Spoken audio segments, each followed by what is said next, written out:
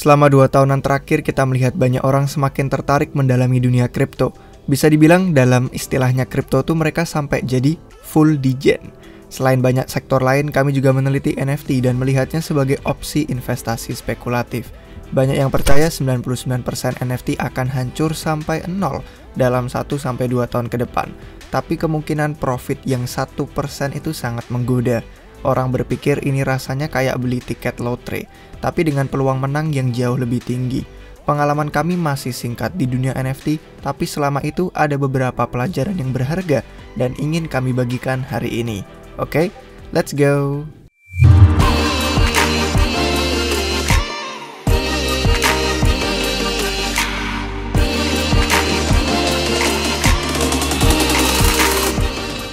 Hai guys, selamat datang kembali di Republik Rupiah. Jadi untuk pelajaran yang pertama adalah berinvestasi dalam kripto itu sangat volatil.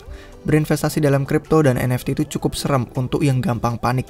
Kalau belum terbiasa melihat kenaikan atau penurunan 500% dalam semalam, maka pasti akan kaget melihat kontrasnya dunia ini daripada dunia keuangan tradisional yang memberi laba 10% tahunan mungkin. Banyak orang yang sudah pernah kehilangan uang karena floor price NFT-nya tenggelam. Dan ada juga yang menghasilkan 1000% untung dalam investasi spekulatif mata uang metaverse, kayak misalkan Sen, hanya dalam hitungan minggu kemarin. Saat berinvestasi dalam aset spekulatif yang turun ke 0, mudah untuk mengikuti naluri dan buang aja asetnya.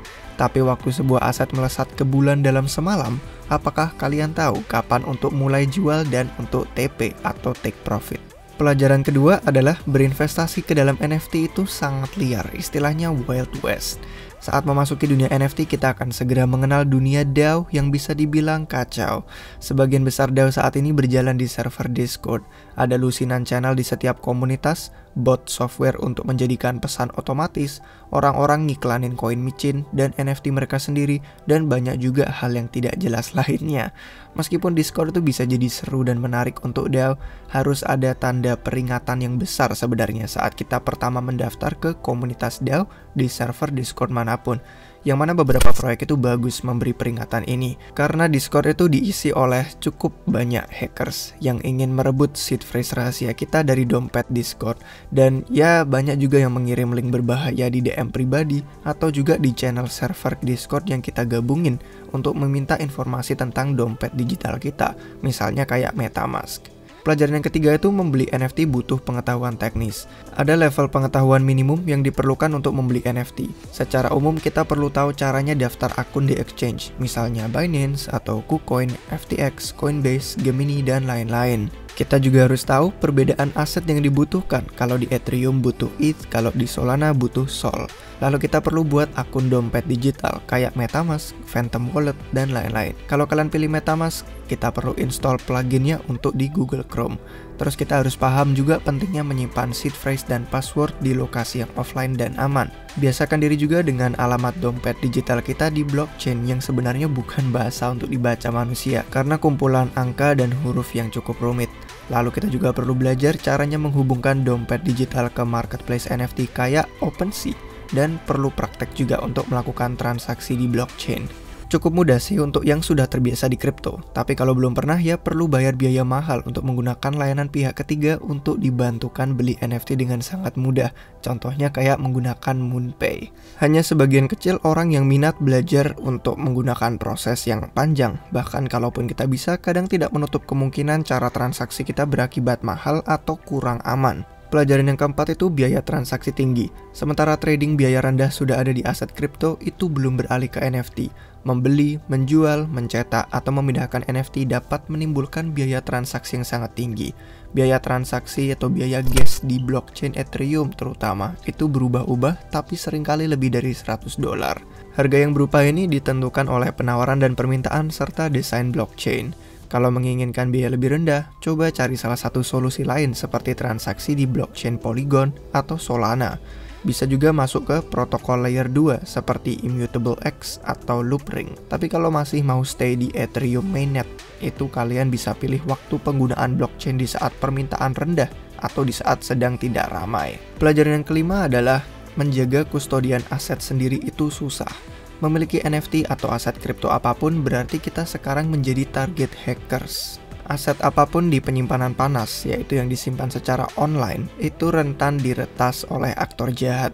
Kalau mau belajar lebih lanjut tentang dompet dan penyimpanan aset di dunia kripto, tonton video yang sudah kami buat. Ada juga 2 video lain yang sudah siap kalian tonton di channel ini tentang menjaga keamanan aset dan menghindari serangan hackers.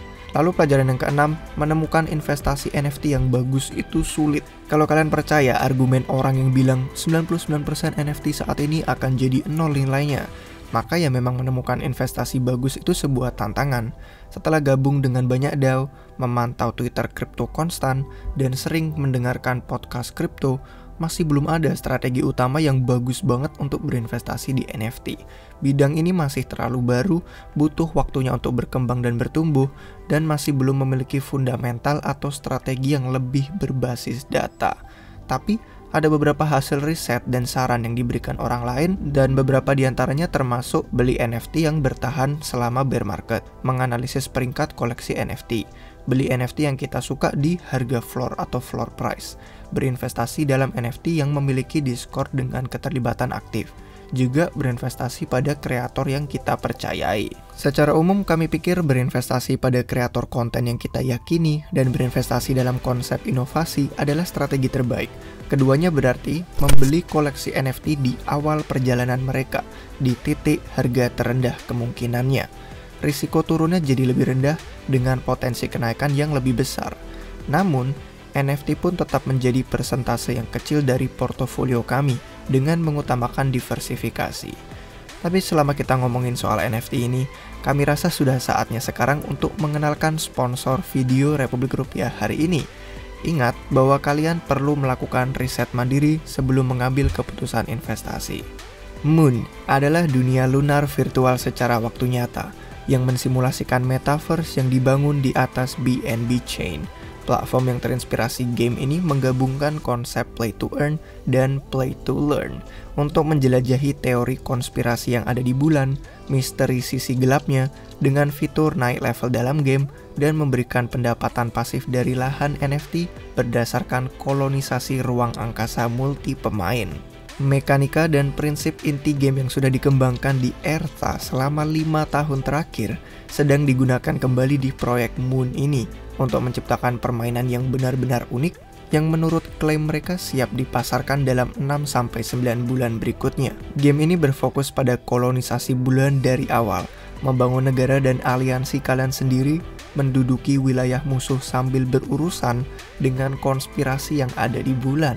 Silakan cek deskripsi video di bawah ini untuk membaca light paper dan liputan pers untuk proyek Moon yang sudah kami sediakan linknya. Mereka pun sedang berusaha membawa investor yang sudah berinvestasi di Eartha seperti GD10, Crypto League, Synapses, Onchain, dan beberapa nama lainnya juga. Game ini memungkinkan pemain untuk menemukan dan mengeksploitasi sumber daya dan memiliki sebidang tanah di bulan. Pemilik tanah di bulan ini bisa membangun real estate Moon, mendirikan perusahaan, bisa juga bekerja dengan beberapa ahli atau pakar game, dan memaksimalkan pengaruh global mereka. Tentu aja kita perlu belajar dan meningkatkan skill, melakukan riset, dan para pemain perlu juga menghitung hasilnya terlebih dahulu. Tapi pada intinya, pemilik tanah NFT bisa memperoleh pendapatan pasif dengan menyewakan hex tanah mereka dan menghasilkan token Moon dari transaksi yang berlangsung di hex mereka. Ini pun dikombinasikan dengan beberapa perdagangan sumber daya antar planet. Seperti biasa, kami bukan penasihat keuangan, jadi kalau ada yang tertarik untuk riset mandiri dan mempelajari lebih lanjut tentang proyek ini, silakan cek link dan sumber yang tersedia di deskripsi di bawah video kami. Oke, kalau kita kembali ke episode hari ini, untuk pelajaran yang terakhir sambil menutup, mari kita bahas soal memilih proyek NFT untuk diinvestasikan. Pertama, tentukan tujuan kalian sebelum beli NFT. Kalau kalian berencana untuk menggunakan NFT sebagai kendaraan menghasilkan profit, apakah kalian bersedia beli dan hold selama bertahun-tahun? Atau kalian hanya tertarik beli untuk flipping lebih cepat? Apakah ada alasan atau komunitas yang kalian pedulikan sampai kalian ingin bergabung dengan proyek NFT untuk mendapatkan akses mereka? Karena sebenarnya bagi banyak orang, motif ini yang biasanya mencakup banyak tujuan.